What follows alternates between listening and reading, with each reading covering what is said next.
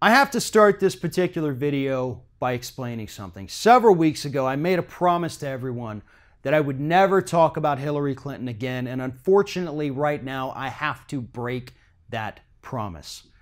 The reason I'm breaking that promise is because Hillary Clinton has decided to thrust herself back into the public spotlight by releasing a shameless new memoir titled What Happened.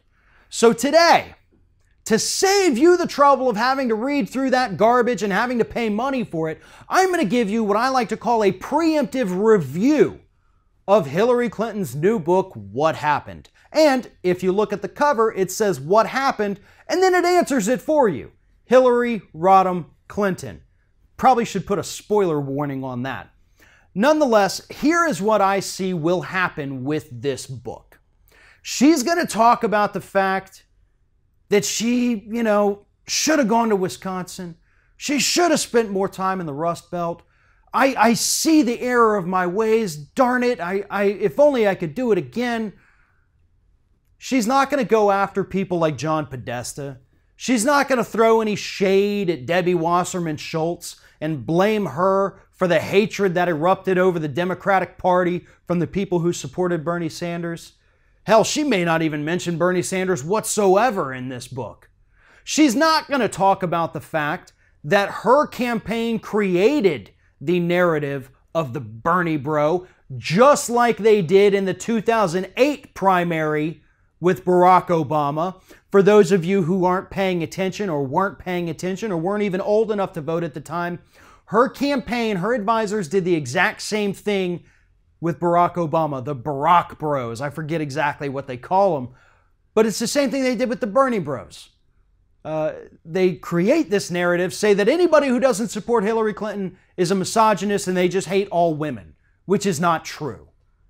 But they created that narrative and they're partly responsible for the massive rift taking place in the Democratic Party today. But again, don't expect Hillary to say that that's what happened. Furthermore, she's not going to talk about the fact that maybe she shouldn't have spent so much time behind closed doors with her millionaire corporate donors and instead should have started reaching out to people.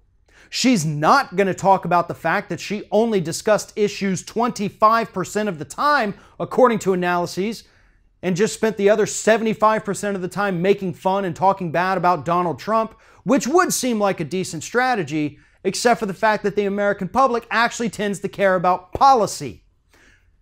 Hillary Clinton grossly underestimated what the American public wanted, and she grossly underestimated everybody's intelligence. Now, I'm not saying that Donald Trump is an intelligent guy, but he knows how to manipulate people. That is a form of intelligence.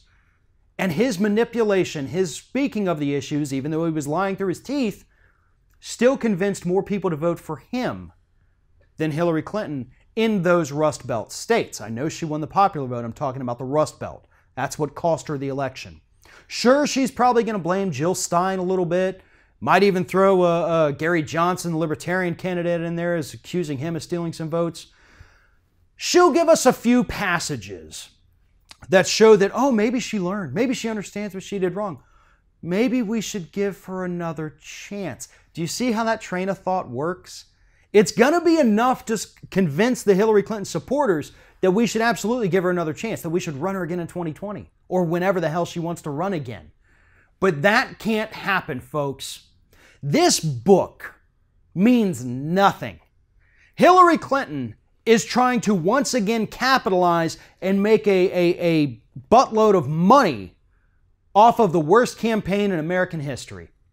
She is trying to make money off of the fact that she lost to Donald Trump. Everybody else is living in misery, but I'm going to write this memoir and make so much more money. That's all this is about. So do me a favor, do yourself a favor. Do not buy this book. Do not go read any reviews. Do not believe any of the nonsense that she spews in this book because she's trying to make a quick buck. She's trying to manipulate the public into thinking that she actually learned something from that campaign and eventually use that to make her way back into the national spotlight. She needs to go away.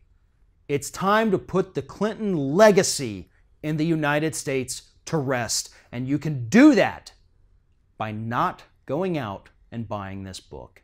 Thanks for watching, and if you like what you see here on Ring of Fire, we encourage you to subscribe to our channel. You can see the little subscribe button down there, but if you're watching it on another device where you can't see it, go to youtube.com/TheRingOfFire, hit subscribe, be notified every time we get a new video.